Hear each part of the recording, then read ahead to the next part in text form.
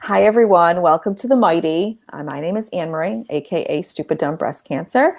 I'm going to be chatting with someone today that I'm so excited to bring to you guys. We're going to be talking, yes, about breast cancer, but I do know it's not the only cancer. Trust me, it's not the only thing that we're going to talk about. We're going to talk about what it's like to want to be able to talk about your cancer publicly, but also kind of deal with it privately at the same time. There's got to be some sort of healthy balance here.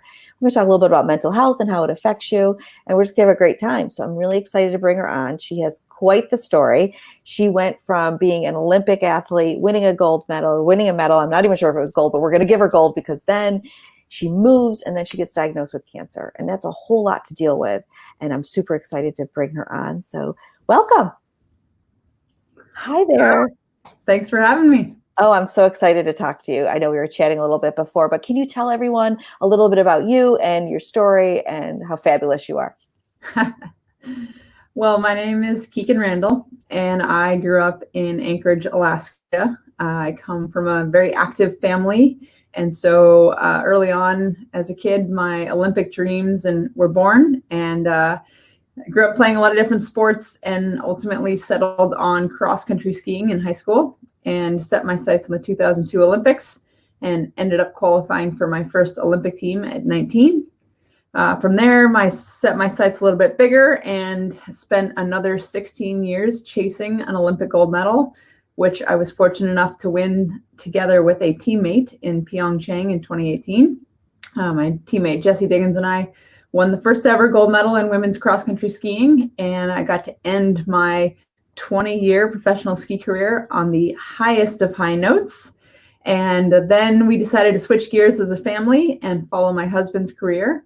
So that took us from Alaska, actually down south to Canada, to British Columbia. And we had just been in our new spot for a couple of weeks when I discovered something that didn't feel right. And after I got it checked out, it turns out it was aggressive breast cancer. So just 3 months after winning that Olympic gold medal, I dove into the cancer world, something I had previously really no relation to. So it was quite a wild ride. And here I am 2 years later, through most of my active treatment, and just feeling grateful that things have gone well. And I'm optimistic looking forward, even in the midst of all this uncertainty. Well, thank you for sharing that. I mean, seriously, because I know how hard it is, being in the public eye, so to speak, and coming forth. And I know as someone who has had breast cancer, it does mean a lot when other people are chiming in because it humanizes it in a different way, right? Anyone can get cancer. It really proves that. So when I was diagnosed with cancer, I truly believed that everybody survived this. Like I did not even understand that people were still dying of it. Were you surprised at anything when you were diagnosed? Did you learn something or bust a myth that you didn't even know you had? I mean, certainly cancer just was not even on my radar because I was a fairly young, fit, healthy athlete, and I did all the right things. So it was something that maybe happened to other people, but wasn't going to happen to me. So the first shock was just absolute denial. Like there's no way, like I'm in the shape of my life. I just won an Olympic gold medal. How could this happen?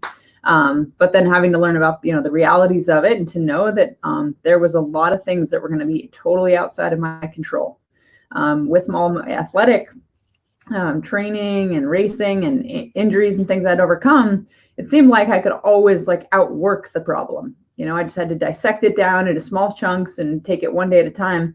But with cancer, there was a lot of just kind of hope involved and just doing the best you can and getting through it day by day. So it was a very humbling experience. But through it, I really ended up finding other people that I could relate to, that I could connect with, and found a lot of power in that. And also found that just, unfortunately, cancer is something that affects a lot of people. And so to come together and share experiences is really important.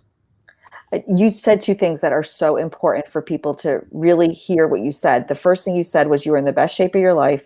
You were, an athlete, eating right, exercising, and you still got cancer. And that's really important because it isn't our fault. Like there are things we can do to lower our risk. There's nothing we can do to prevent it. And that's just the truth. And a lot of people, and myself included, have guilt around that. Like we felt really guilty. Like, what could I have done differently? There had to be something that I could have done to have changed that. But your point is, it's so important because who you are. You know, you were an Olympic athlete who just won a medal. And the other thing is control. That was a hard thing for me, to lose control on so very, very much. And I don't think people realize when you go into this how much control you lose. And it can sometimes be truly devastating because it's so scary. You want to control just even one thing, but the doctor comes back with more. Doctor comes back into the room and you have more questions than you had before. All of a sudden you have all these questions that are unanswered and you want to be able to shake that doctor and control them, but you can't. And letting go of control was hard for me. Letting go of that laundry was really hard. Those things as moms and, you know, just humans that we do. And for you, I can't even imagine as an athlete to let go of some of that. Was that really hard to let go of some of the exercise and all of that amazing stuff that you were doing? Well, you know, it's never a optimal time to get cancer, but I could step back and I could say, wow, okay, well, hey, I got to do that Olympics. You know, if this had hit me 6 months earlier, I wouldn't have been able to compete in my 5th Olympics, and I would have missed out on that gold medal. So I really tried to take the situation, and as much as my mind wanted to go to the denial and frustration, I really just tried to kind of spin it to a more positive note and remind myself that, okay, I'm in this transition from my career to the next step. And so it allows me to take some time to kind of just step back and deal with this. And the exercise was actually something I knew was going to be really important for helping me get through the treatment, both physically and mentally. So I made a commitment to myself at the beginning of my treatment that I would try to do something for at least 10 minutes every day. And there were a lot of days where I was able to continue doing what I do. I'd go out for long bike rides. I'd do interval training, strength training. I think because I came into my treatment so fit, I was able to just kind of keep that rolling. But then there were those days that were really tough, where I was on the couch and feeling miserable. But I remembered that promise and I got out for the 10 minutes. And usually 10 minutes got me moving. That turned into 20 minutes or 30 minutes. Sometimes 4 hours. And I found that even if I didn't feel physically optimal when I was out there, I at least wasn't thinking about how miserable I felt because I was outside, I was with friends or family, I was moving, I felt a sense of accomplishment for having just gotten out there. And then I really noticed that the physical activity actually helped my body handle the treatment better. The day after a chemo, my body wanted to retain a lot of water. But if I got out and exercised, it kind of helped my body process that. And the difference was sometimes between 10 and 12 pounds of water retention, whether I exercised or not. So exercise, I think, was really crucial. And I just told myself to not expect to be in the shape that I had been before I started treatment. This was not the time to try to get in the top physical shape. This was just about getting out there, maintaining. And I think being able to exercise through it all actually helped me when I was done with my treatment and I could bounce back a little quicker. Yeah, I mean, what you said is such a good piece of advice because just 10 minutes is doable. We can do anything for 10 minutes, even if it's just walking to your mailbox and coming back. You still did that 10 minutes. And you are right. I mean, I used to be a trainer, so I get what you're saying. Like once that 10 minutes could turn into 20, that was one thing I did before my surgery was in my processes. I really worked out hard, more than I ever had. I probably did more chest and, upper body work than possible. And because of that, I felt like I could process this and go through it a little bit better. But 10 minutes is just exactly what you need. And it doesn't have to be anything exorbitant. And telling yourself, you already gave yourself permission to know that it wasn't going to be like it was. And that's more than I think a lot of people do when they're in the thick of this, because we go in thinking we can handle all the things that we did before. A lot of us do. I know I did. And we quickly realize we can't. And that's really devastating. That was really hard for me personally. And mentally, it was hard for me. Not so much physically. I wanted to be able to still be the one taking care of my family and vacuuming and doing all that, which is so stupid. Why didn't I make people do that? That was so dumb. I should have made people do all that ridiculous stuff.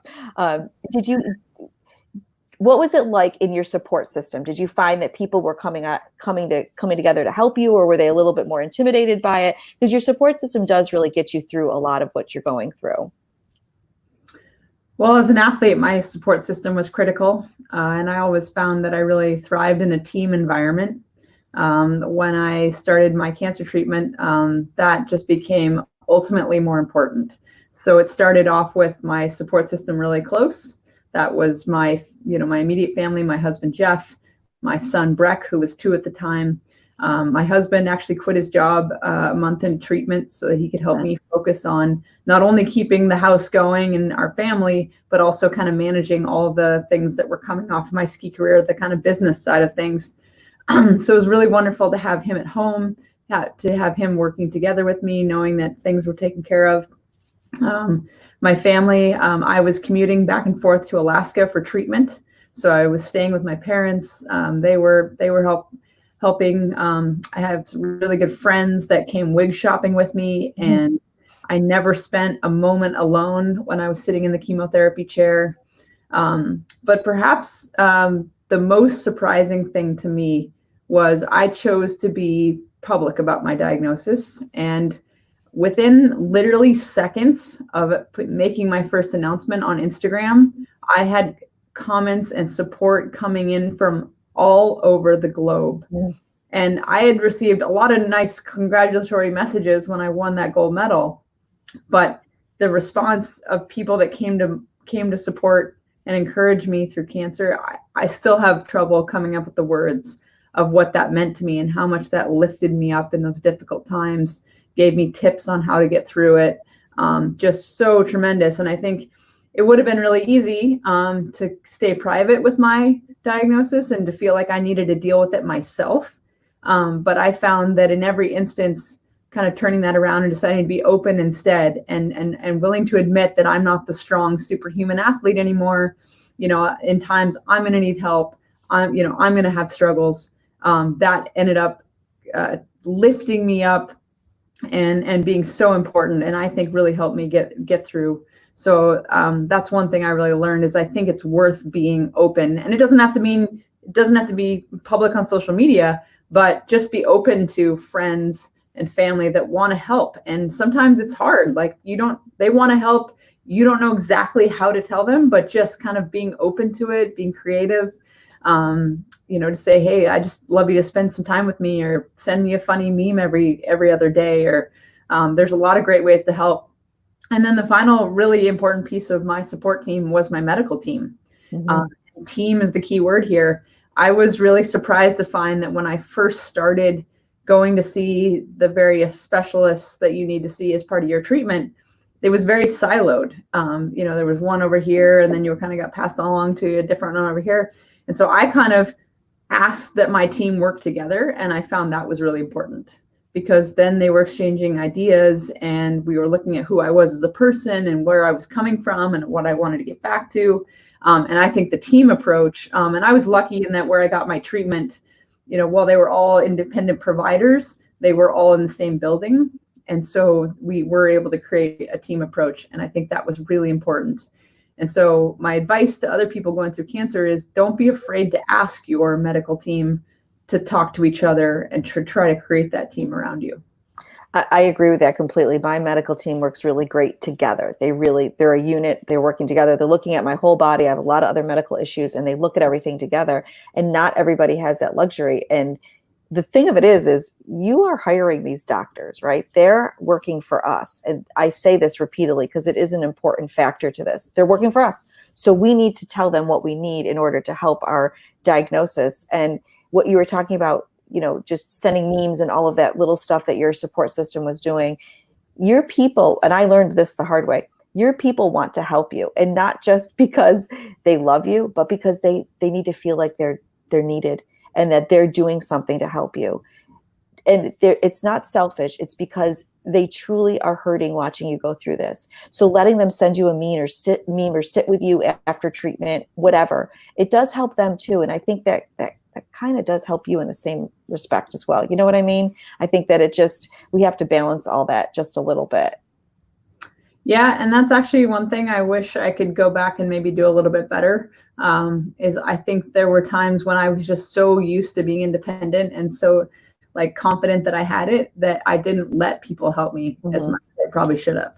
And it would have been a great time to just like to your point earlier, you didn't have to cook and clean. Like Right. you could have stepped back, enjoyed the extra recovery and the peace, and then also help letting the people around you who are also going through this and processing it help a little bit more. I definitely realized that kind of towards the end that. Well, just for the record, I'm the better cook out of all my friends and family, so I really didn't want them cooking for me. Well, I don't know about you, but I couldn't taste anything, so it really didn't matter.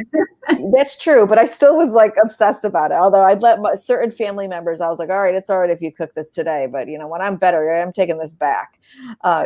Did you use humor? Like, what was your go-to? I use humor, I use music. Like, what was your go-to to get you through something that you were struggling with?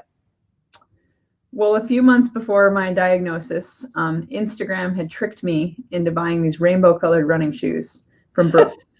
And so I'd bought them when I was actually in the midst of my ski season, a few weeks before the Olympics, where I was trying to come back from a pretty aggressive foot injury just in time for the games. So I kind of bought them when I was like in the moment of like, man, I just need something fun.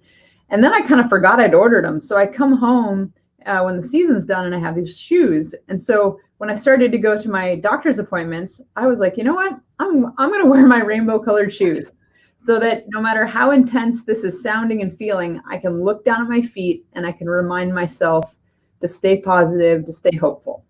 So I wore those shoes to every doctor's appointment, to my chemo sessions. And about midway through my chemo, my husband and I kind of realized that these rainbow colored shoes were actually pretty helpful. They were keeping me on track. They were just kind of, even the nurses and the doctors around me, like they couldn't help but smile with these shoes. So we decided maybe there's something we can come up with that can have this same kind of effect on people. Mm-hmm. New shoes might be hard to manufacture. So we ended up coming up with these socks, and they're very brightly colored. We partnered with Darn Tough out of Vermont. Awesome. Company. And the socks say it's going to be okay. And so we started selling these socks through my website. And within a couple of days, we just started to hear the coolest stories of people that were using these socks to give them the courage to get through a tough day of chemo, or someone overcoming a miscarriage, or even a high school team getting ready for a big competition. And so through these socks, we were able to kind of put out this positive thing out there that really can be used by so many people. And then $2 from every pair we sold, we also donated to Active Against Cancer. So beautiful. Kind of double whammy of like doing good and help people stay positive. Well, this is why we get along so well, because I use shoes too. Granted, mine were 6-inch stilettos, but I use shoes too. I wore 6-inch stilettos to everything. It got to be like the last treatment. I had a pair of flip-flops on purposely. I bought them at Old Navy for $1.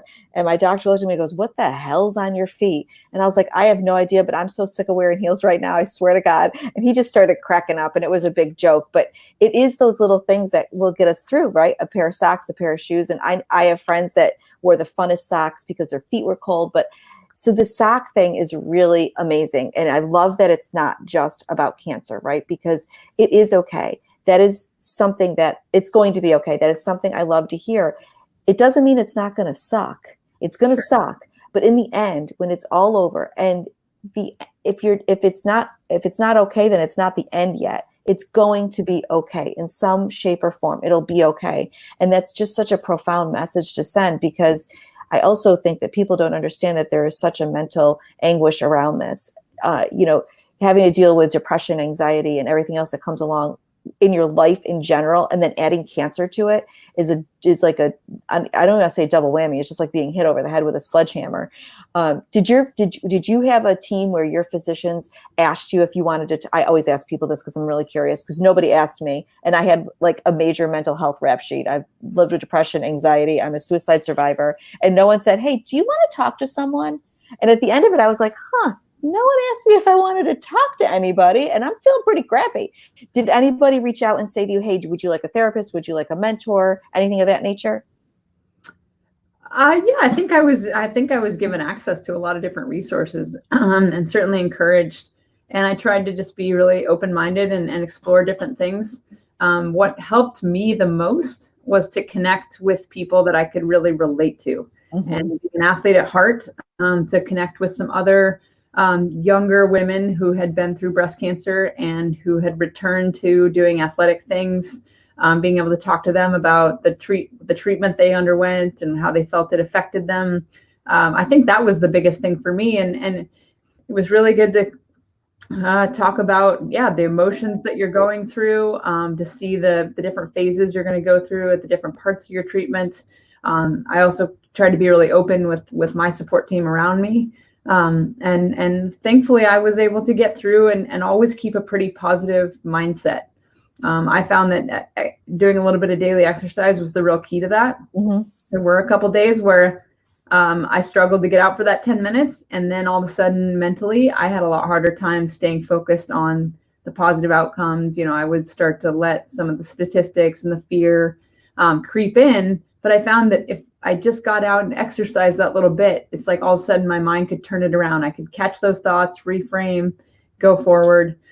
So I've been really lucky. And then I also had my son around, and I just really tried to kind of focus on being present and being in the moment with him. And he was just happy-go-lucky. And Right. I think that really helped me get through it too, because there was a real clear purpose of, I'm going to do whatever it takes to get through this so that I can have the best chance to be here for my son.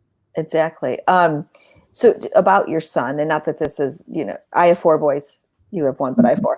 And male breast cancer is something that's pretty important to me because I have these boys who need to be checking themselves, and their doctors need to reframe their language in talking to my kids because it's a hormonal drug and testicular cancer runs in there. And there's a lot on that spectrum. As he grows up, because I know he's little now, but as he grows up, is this something that I think that you think you'll be able to, converse with him and kind of keep him really educated on what happened to you and how he can, better his health through that? Or is it something that you don't think you'll touch on the subject? Does that make any sense? Because that sounded a little jarbled. Yeah, I mean, it's really interesting because I'm 2 years out now, and for the most part, life has returned to pretty Right. much normal. And cancer is a part of my story, but it's not a dominant part right now. Mm-hmm. And so as my son grows up, it would probably be easy to, well, you never know. I mean, Right. cancer can come roaring back at any time. Mm-hmm. But should it stay in the background, I think I do a lot of work as a motivational speaker, and Right. I've been using my experience through cancer to relate to like the situation we're all going through right now with COVID-19, Yeah. where so much is uncertain and so much is out of our control. So I have a feeling like it's just going to come back up in conversation. And, at this point, I for sure want my son to understand the experience just in terms of the power of the mindset and how I went through it, and the things that helped. But you make a good point in that, we tend to think this is a female problem, and males can be at risk too. So, I'm all about education and awareness, especially for young, healthy people who think that, this is not something they have to look out for, because, prevention and catching things early are so important in this case. They catching it early and being on top of your health are so important. And there about 440 men die every year from metastatic breast cancer. And part of the reason why they die is because it's not spoken about at their doctor's appointment. They're not even thinking about it. And when they find it, it's late in stage because they didn't have the access to the knowledge that we know now that we've been in it. And when I speak about breast cancer, the first thing I always say, especially if I'm speaking to a high school or a college, I'll ask, what's the number one risk in getting breast cancer? And it's funny what the answers will be, the gamut from, putting your phone in your bra to, everything. And I look at them and I always say, no, it's having breasts. That is the number one risk. We all have breasts. So this is, an issue. I think you are incredible. Like I truly, and I don't blow smoke up anyone's butt, but I really think that you are incredible. Listening to you speak just in this little conversation and what I've read about you, I think that being an athlete really does help you go through this a little differently, because being an athlete, you have determination and grit that, some people just don't we're just not, our chemical makeup isn't the same way, especially an athlete of your caliber. You're an Olympic athlete, an Olympic winning athlete. I'm sure my kids are all watching this going, oh my God, she was real. She really was talking to an Olympic athlete today. That being said, I think listening to you helps other people see that they can get through it, because you said something in the beginning and it stuck with me through this whole conversation. And you said, I was a strong athlete and now I have cancer. Like, you didn't say it like that, but you said it along those words. And the truth is even the strongest of person can go through this and have a hard time. You told me before we talked that you did a blog, and I want to talk about this real quick before we end. And you did it for 160 days, correct? And you did about 1 minute every single day, where you talked about what you had gone through. And I loved when you said there were days when I couldn't even handle, doing even a little bit of it, but I did it because I wanted to, basically journal it. What was it like at the end of those 160 days to look back on that and say, wow, this really happened? I mean, I'm so glad I did it. I really, I mean, at the start, it was kind of like, okay, I'm going to do a minute every day. What's that going to add up to? But it was amazing. I mean, number one, just the chance to take a pause at the end of each day and reflect on what happened today. What were the challenges? What were the victories? And to recount that a little bit, and then to see those days kind of add up. And I found when I was going through my rounds of chemo, I would almost forget. I'd forget on the next round and be feeling crappy on a day, and then be able to go back and go, oh yeah, I felt crappy at that point in that round too, but then the next day was better. So stay hopeful. So I was learning from myself actually in watching those blogs. That's so cool. But I found that, yeah, like to the days where I was really struggling and vulnerable and feeling terrible, having a hard time emotionally, to be able to record that, I think was really good. And it's given people a glimpse into what it is like to go through cancer. And people have told me it's, it helped prepare them for their battle, or it's helped friends and family understand what their people are going through. Right. And now it's just so wild to like go back and look and go, oh my gosh, I actually, I went through that. So yes. I think it's definitely worth journaling in some form. And I found that the daily video blog was pretty cool, and they're all stored on my website now. So I have to say the video blog is brilliant, because a lot of times you're too tired to write. And that's why I didn't blog sometimes. And also for us who are going through it, for people who are in it, to watch just 1 minute is really easy to do. And you can get so much information from that 1 minute. I mean, you truly can. I'm so happy that I messaged you and that you agreed to do this. I think you're incredible. I'm excited that people are going to be able to check you out through the Mighty and through Stupid on Breast Cancer and hear your story, because we should all be sharing our story in some way. Like you were saying, it doesn't have to be, on social media. It could just be with someone next to you, because your story is going to connect with somebody. And there's nothing better than that validation when someone says, oh my God, I went through that too. I get it. And you were talking about how it was great to connect with other people, and that's really how you found your comfort. I agree with you completely. I found so much comfort in connecting with people who had been there, because then I didn't feel so alone anymore. I figured, hey, if she went through it and she could do it, or he went through it, he could do it, I can do it too, because they're proof that they went through it, if that makes any sense. So thank you a million times over for coming. I just can't thank you enough. I think that you're incredible.